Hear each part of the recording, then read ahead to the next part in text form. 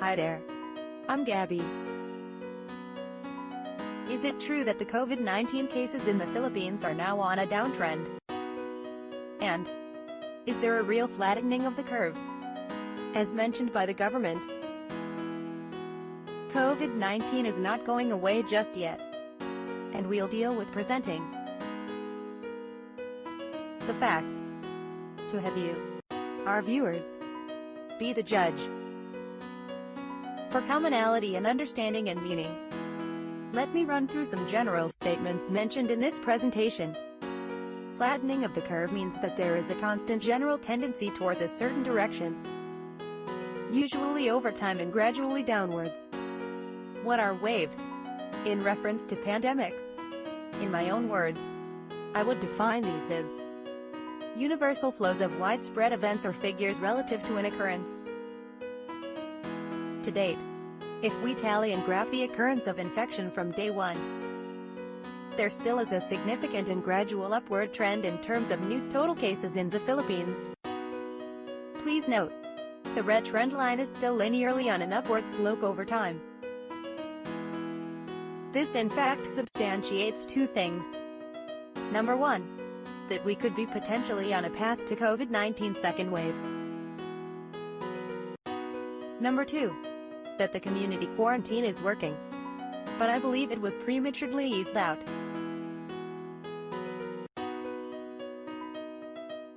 $350 new cases from the 26th of May.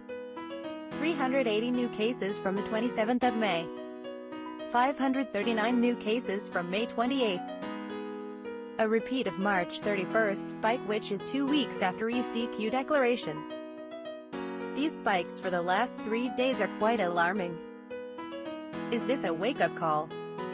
Well, this could be the effect of downgrading the community quarantine untimely from MECQ to MECQ, GCQ and some to MGCQ, paired with a few non-compliant individuals to social distancing, mask requirement, with hygiene and disinfection as the new normal. You would see on the graph that there exists a flattening of the curve on the mortality rate and a gradual uptrend on the recoveries. This may indicate, number one, that our system of treatment has improved over the short term. That is, our medical frontliners has systematized the treatment process and perfected the COVID-19 patient care and intervention procedures. Number two, that early detection and intervention increases the recovery chances of patients. This is the effect of the government's push to having the immediate availability of test facilities. What are we seeing here? My opinion is that, although the effects of the government's COVID-19 testing and community quarantine initiatives are working, the early reprieve is doing harm than good. And now it's plowing through the efforts and progress done to curb the pandemic over the last 2.5 months with crushing consequence. It would be disastrous if this happens, but we do hope that we are wrong. Let's expound the numbers and do the math. To date, here are the figures from DOH. From these numbers, we may derive the following. Recovery versus mortality ratio is 4:1. This means 2 fatalities for every 10 cases, giving us around 80% survival rate based on past figures. For the remaining 11,069 to date, a potential mortality of 2,214 cases is a possibility, and 8,855 will eventually recover. From the data gathered, we may derive the rate of recovery, mortality, and infection. Here's the table for the average rates.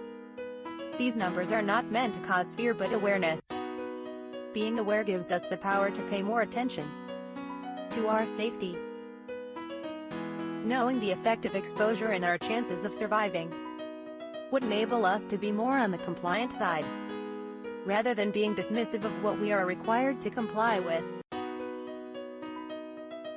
COVID-19 would be with us for a while, and our safety is up to us.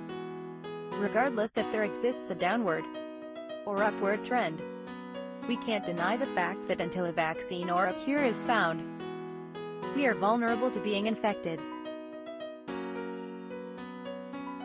Readiness is being prepared in heart, mind, and body. My question is, are you? Please like and subscribe. Thank you.